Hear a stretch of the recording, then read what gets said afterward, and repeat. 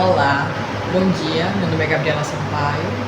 Eu sou professora de biologia em uma escola privada em Belém. Sou formada pela Universidade Federal do Pará, pela mesma instituição onde fiz mestrado e doutorado em neurociência e biologia celular. Na época da graduação, eu trabalhei especificamente com intoxicação mercurial na retina de aves, e especificamente também trabalhando com a neuroproteção. E hoje, na nossa conversa, eu reuni alguns artigos publicados por grupos dentro da UFPA que mostram como o mercúrio age, como essa intoxicação acontece na população amazônica, especificamente ribeirinhos que moram na nossa região, e maneiras preventivas e formas de tratar. Olá, vamos iniciar nossa apresentação falando sobre a intoxicação com mercúrio na nossa região da Amazônia e tratando como um problema de saúde pública. Eu me chamo Gabriela Sampaio, sou doutora em neurociências pela Universidade Federal do Pará. Nessa apresentação, eu vou tratar de alguns artigos de grupos de pesquisa que falam sobre, que estudam o mercúrio e falam sobre ele na nossa região. O primeiro artigo que eu vou tratar foi publicado por Costa Júnior em 2018, certo? Então eles já fizeram uma avaliação na cidade de Itaituba, que é uma cidade que fica no interior do Pará, avaliando a quantidade de mercúrio presente no cabelo das pessoas, certo? E a alimentação da população daquela região. Geralmente esses indivíduos, eles vivem perto dos rios, é uma população que a gente chama de ribeirinho, que eles vivem próximo aos rios e se alimentam principalmente de peixe. Não só da alimentação, mas como comercializam, certo? Então eles analisaram durante 2 anos e coletaram o cabelo desses moradores, perguntando o que eles comiam para fazer a avaliação. Essa população de ribeirinho, como eu falei, eles comercializam os peixes, também se alimentam. Então, como o estudo foi feito, o que eles encontraram? Primeiro, foi medido a quantidade de mercúrio em amostras de cabelo para ver o nível de mercúrio presente nesse cabelo de cada indivíduo e perguntar a frequência da alimentação com relação aos peixes na comunidade do Tapajós. As pessoas que participaram foram adultos da região de Itaituba, no Tapajós, que vivem da pesca artesanal. Os dados mostraram nesse estudo que o estudo fez coletas em 2 anos diferentes, em 2013 e 2014. Em 2013, eles quantificaram uma quantidade de 7,25 microgramas por grama de mercúrio no cabelo dos indivíduos. Enquanto que em 2014, a quantidade já foi para 10,8 microgramas por grama de mercúrio no cabelo. A quantidade aumentou. E é importante ressaltar que a OMS determinou o limite seguro da quantidade de mercúrio, a concentração de mercúrio máxima no cabelo que pode ser quantificada, certo? E a quantidade máxima é de 6 microgramas por grama. Logo, a quantidade que foi encontrada em 2013 já era acima do limite recomendado pela OMS e a que foi encontrada em 2014 é muito maior. Essa população tem uma concentração muito além do limite seguro recomendado pela OMS. O que se descobriu com essa pesquisa? Primeiro, esses indivíduos eles comem muito peixe. A principal fonte de proteína deles é o peixe. São pessoas que vivem em comunidades ribeirinhas e a principal fonte de proteína é o peixe. Eles não apenas consomem, como comercializam, certo? E nesses peixes tem uma concentração muito alta de mercúrio. E, consequentemente, esse mercúrio vai ser incorporado pelos indivíduos e vai estar presente nos seus corpos. Então, quem come muito peixe teve mais mercúrio no corpo do que o seguro dos 2 anos de estudo. Dessa forma, é importante ficar de olho, é importante continuar monitorando o mercúrio nessas pessoas, pois elas são as mais vulneráveis e elas vão consumir uma quantidade maior de peixes e esses peixes estão contaminados com mercúrio e, consequentemente, elas terão um nível mais alto de mercúrio do que o recomendado. O estudo ele finaliza dando sugestões para a saúde pública dessa população, especialmente o acompanhamento contínuo para medir os níveis de mercúrio das pessoas que moram perto dos rios, então dessa população ribeirinha lá no Tapajós. Para fazer essa medição, seria necessário fazer os exames e testes, certo? Continuamente, para avaliar a quantidade de mercúrio presente no organismo das pessoas. Além disso, fazer pesquisa mais detalhada, com estudos para entender como as pessoas consomem peixe, então se são peixes que são carnívoros ou são peixes que são herbívoros, e se isso está ligado aos níveis de mercúrio. Também fazer medidas de prevenção, certo? Dessa forma, melhorar ações de controle para evitar a contaminação. A principal forma de contaminação nessa região se dá pelo garimpo. O garimpo ilegal, em que eles retiram o ouro, e para fazer a separação do ouro das impurezas, eles utilizam o mercúrio. E os garimpeiros não fazem a forma correta, eles são ilegais. Então, eles descartam incorretamente esse mercúrio, que vai parar nos corpos d'água, nos rios, e, consequentemente, nas algas, nos peixes que são herbívoros e nos peixes carnívoros. E, seguindo a cadeia alimentar, vai para os indivíduos que comem esses peixes que são carnívoros, aumentando a concentração de mercúrio.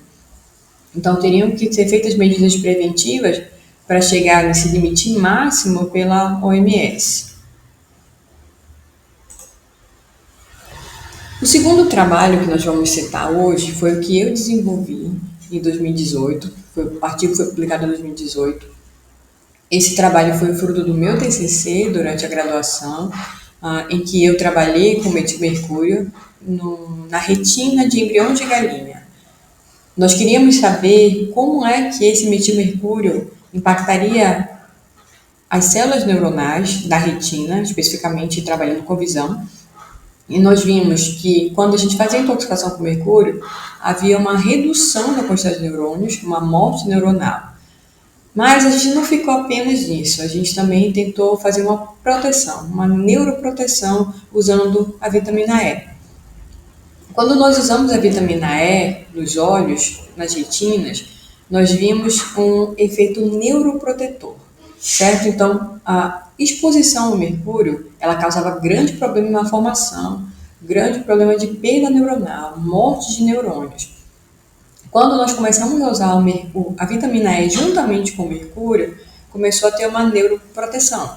A vitamina E, ela protegia os efeitos tóxicos do mercúrio, fazendo com que a quantidade neuronal ela se mantivesse, certo? Especialmente em um período específico do desenvolvimento. No nosso trabalho, nós estudamos tanto embriões, retinas de embriões de galinha e também retina de animais pós-nascimento. O que nós podemos observar? Que nos embriões, essas retinas, essa morte neuronal ela era muito mais intensa. Essas células elas acabavam sofrendo mais, havendo uma redução muito maior do que dos animais pós-nascimento. Então, quando os embriões foram expostos ao mercúrio, muitas células nervosas foram perdidas e, consequentemente, o estrutura da retina foi prejudicado. Quando nós fizemos a neuroproteção com a vitamina E, conseguimos perceber que ele protegeu os olhos dos embriões contra os danos do mercúrio, mostrando uma defesa se usada no período certo, que é nesse período embrionário. Quando nós fizemos a comparação com os olhos de animais adultos, já após o nascimento, não houve diferença estatística. Então, de fato, durante o período embrionário, que havia uma morte neuronal maior, a vitamina ela foi muito mais essencial do que para os adultos. Eles foram menos afetados, o que indica que tinha uma proteção natural. Nós concluímos, então, que há uma importância da vitamina E, que ela protege a visão durante o período mais sensível do desenvolvimento, quando o embrião é mais frágil contra substâncias nocivas, como é o caso do metilmercúrio.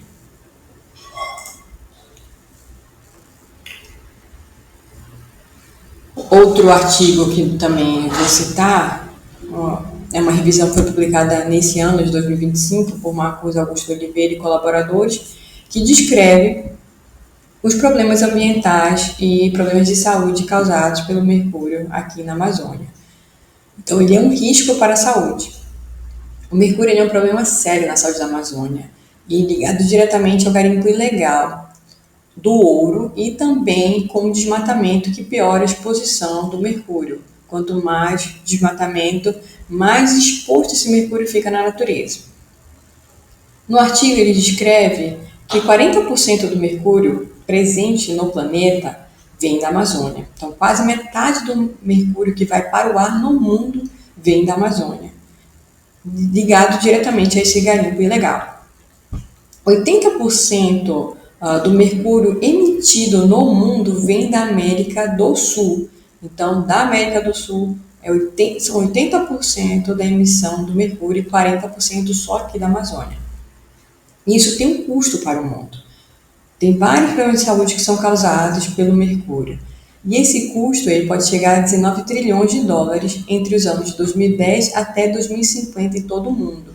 Essa é uma projeção do custo que vai ser para os países para tratar pacientes com problemas ligados à intoxicação mercurial. No artigo, eles também descrevem como esse mercúrio ele se espalha e prejudica a saúde. Como eu citei, ele está diretamente relacionado ao garimpo. Então, os garimpeiros, o garimpo ilegal, ele não vai ter um cuidado adequado para o descarte desse mercúrio. Então, ele é eliminado direto na água. Bactérias utilizam para transformar e emitir mercúrio, que é uma das formas mais tóxicas, e ela passa a se acumular nos peixes e entra na cadeia alimentar. O desmatamento ainda faz a floresta segurar menos mercúrio. As represas hidrelétricas ajudam o mercúrio a se tornar cada vez mais tóxico, certo? Exatamente devido a essa concentração maior de mercúrio que fica na água e também dos animais que ficam represados ali. E o peixe acumula muito mercúrio e isso vai para a cadeia alimentar. Então, quais seriam os danos à saúde? O metilmercúrio ele é muito tóxico para o sistema nervoso central, especificamente para o cérebro. E com mais intensidade ainda para crianças em formação e bebês em desenvolvimento, para embriões. Ele causa problemas sérios de aprendizado e desenvolvimento durante a vida toda e não podem ser revertidos. Os estudos mostram que não há reversão depois que o dano ele é gerado. Já se descreveu que a intoxicação mercurial reduz em média 0,18 pontos do QI para cada 1 ppm de mercúrio no cabelo da mãe.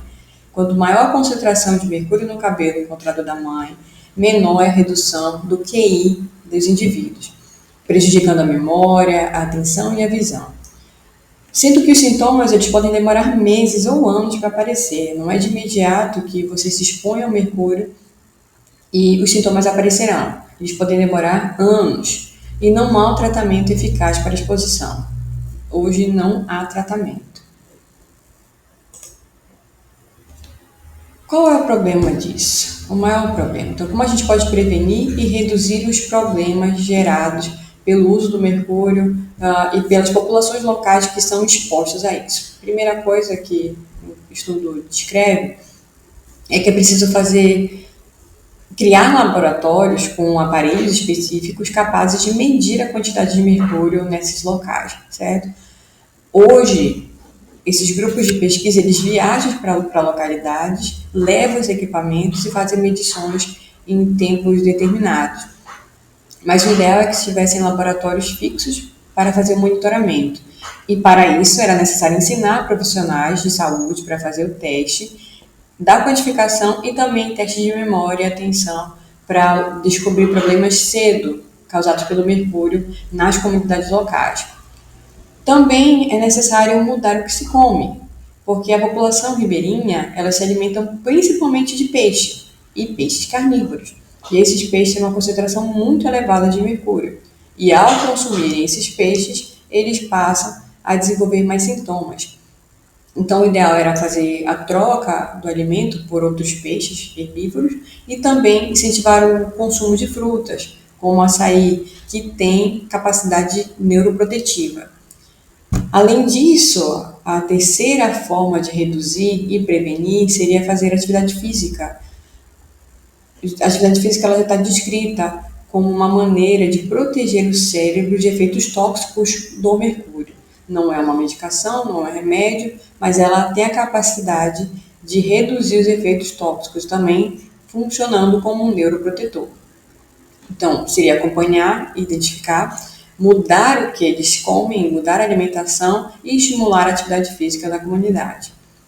Foi criado um instituto chamado Instituto Amazônico do Mercúrio, que é um grupo de instituições públicas da Amazônia que monitora o mercúrio e cria formas de prevenção para fazer sentido para a comunidade. Então, a comunidade precisa compreender o problema do mercúrio e passar a ter cuidados. Então, a partir da criação desse instituto, já se montou 5 centros em 4 estados do Brasil que sofrem mais com essa intoxicação mercurial para fazer esse monitoramento. Uma coisa muito importante que a gente precisa relembrar aqui, inclusive para vocês que são alunos do ensino médio, que farão o Enem, sempre lembrar que esse assunto ele é de suma importância porque o Enem ele gosta muito de tratar também das questões ambientais. O mercúrio ele é um problema de saúde sério, causando problemas graves, problemas de memória, problemas motores, mas ele também tem uma relação com o meio ambiente, porque a principal forma de contaminação do mercúrio se dá pela liberação do mercúrio através do garimpo. E isso vem quando garimpeiros ilegais liberam o mercúrio, que é utilizado para separar as impurezas do ouro, certo? Então, se usa o mercúrio para separar as impurezas e depois de separados, há um descarte inadequado, geralmente na água, nos cursos d'água. Quando esse descarte ele é feito, o mercúrio ele passa a ser incorporado na cadeia alimentar. Então, ele fica na água, algas podem absorver esse mercúrio, certo? Peixes que consomem as algas incorporam o mercúrio, então são os peixes herbívoros. Os peixes carnívoros que comem os herbívoros passam a ter uma concentração maior ainda de mercúrio, é como se fosse um somatório da quantidade de mercúrio nas algas, nos peixes herbívoros, nos carnívoros e do próprio mercúrio que está presente na água. E o peixe carnívoro que vai parar no prato das pessoas que consomem, especialmente os ribeirinhos aqui da Amazônia, que consomem esse peixe, tem uma concentração muito elevada de mercúrio, fazendo com que eles tenham sintomas mais graves ou tenham uma concentração maior de mercúrio no organismo. Então a pergunta que fica, o que fazer para evitar isso? Eu vou citar um trabalho que foi realizado pela professora Helena Crespo, publicado agora em 2019, que ela diz que para proteger as pessoas da Amazônia que estão expostas ao mercúrio, precisamos de uma ação completa, que inclui observar sempre os níveis de mercúrio, ensinar sobre a comida, oferecer vitaminas e combater a mineração ilegal. Então, quantificar a quantidade de mercúrio que tem nas pessoas, para saber se passa desse nível, recomendado pela OMS, ensinar sobre o ideal da alimentação, então evitar os peixes carnívoros, oferecer a vitamina, como nós vimos que a vitamina E tem o efeito neuroprotetor, e combater a mineração ilegal, afinal é ela a principal responsável por liberar esse mercúrio no meio ambiente. E uma coisa muito importante que a professora Helena descreve nesse trabalho é o papel de algumas frutas que tem na região. Então, ensinar sobre a comida e oferecer formas alternativas de alimentação, especialmente de frutas. E ela descreve que o consumo regular de açaí pode ser uma proteção adicional. As comunidades locais da Amazônia, elas não apenas consomem os peixes com uma frequência muito grande, mas também consomem o açaí. O açaí como polpa, como a fruta em si, como suco, e comem inclusive junto com a comida. Muitos deles consomem o açaí junto com a comida. É muito comum a gente ver isso em regiões do interior do Pará. E essa fruta ela é rica em flavonoides, rica em antioxidantes. que teria um papel protetor contra essa intoxicação por mercúrio. A gente pode observar que, como eu citei, o estudo mostrou a quantidade de concentração de mercúrio muito além do que a OMS recomenda.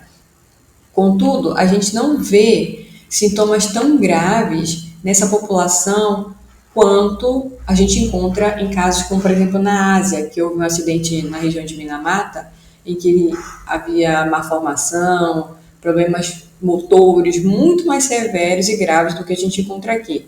A gente sabe que há mercúrio presente, eles consomem isso, mas não é uma coisa tão grave, é uma coisa mais superficial do que comparado aos sintomas do que presente na Ásia, especificamente nessa região de Minamata.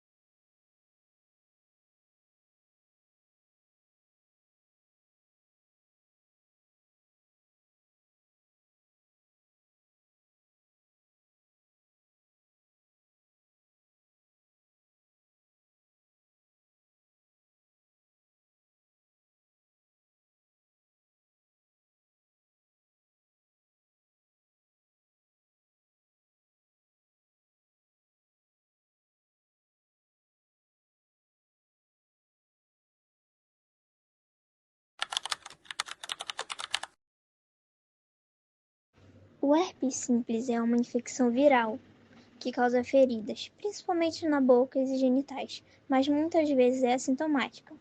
Após a infecção inicial, o vírus permanece inativo no corpo e pode ser reativado por gatilhos, como estresse ou baixa imunidade, levando a sustos recorrentes. Não há cura, mas o tratamento com antivirais e cuidados como higiene e alimentação saudável pode controlar os sintomas e reduzir a transmissão. Por ser uma infecção muito prevalente e com períodos de latência e reativação, o herpes simples tem grande importância clínica e epidemiológica, exigindo atenção tanto para o diagnóstico quanto para a orientação adequada do paciente.